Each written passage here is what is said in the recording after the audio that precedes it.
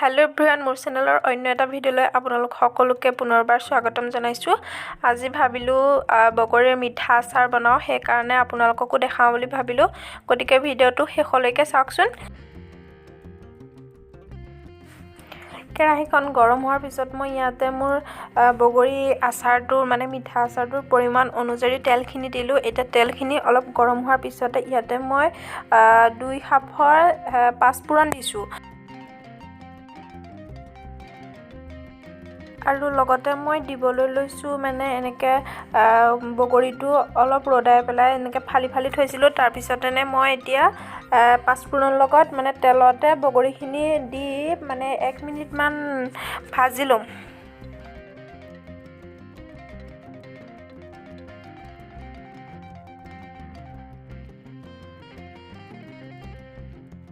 এতিয়া মোৰ এইখিনি অলপ ভজা হৈছে। এতিয়া মই ইয়াতে দিম ৰেড চিলি পাউডাৰ আৰু তাৰ লগতে দিম মই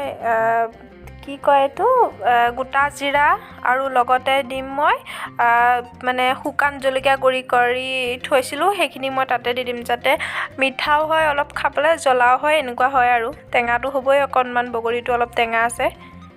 আৰু এতিয়া এইখিনি চব দিয়াৰ পিছতে ভালদৰে লৰাই দিম যাতে মছলাটো বগৰীৰ লগত সোমাই যায়।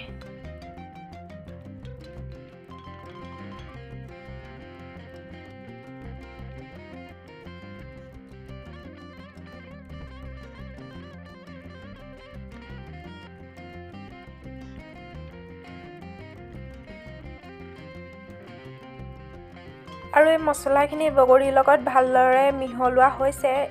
এতিয়া মই আচাৰখিনিৰ পৰিমাণ অনুসৰি নিমখ দিছোঁ 3 চামুচ আৰু লগতে মই দিম হালধি, আৰু সেইখিনি দিও মই আকৌ এবাৰ ভালকৈ লৰাই দিম।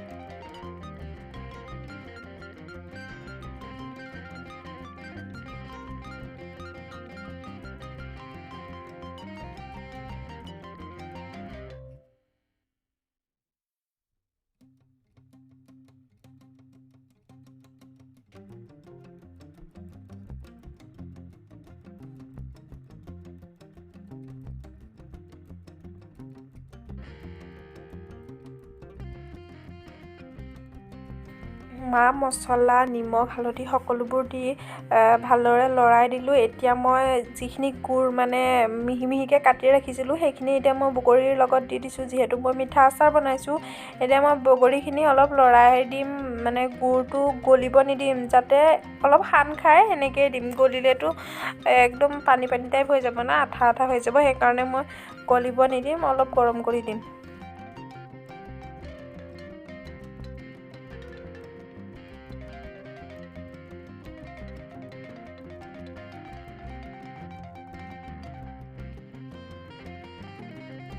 এয়া দেখিছেনে, মোৰ আচাৰখিনি হৈ গৈছে। এতিয়া মই এইখিনি অলপ সময় ঠাণ্ডা হ'ব দিম, যিহেতু কাঁচৰ বৈয়ামত ভৰাম যে, সেইকাৰণে অলপ ঠাণ্ডা হ'ব দিম। এতিয়া মই ইয়াতে ভৰাই দিম আৰু মোৰ আচাৰ হৈ গৈছে।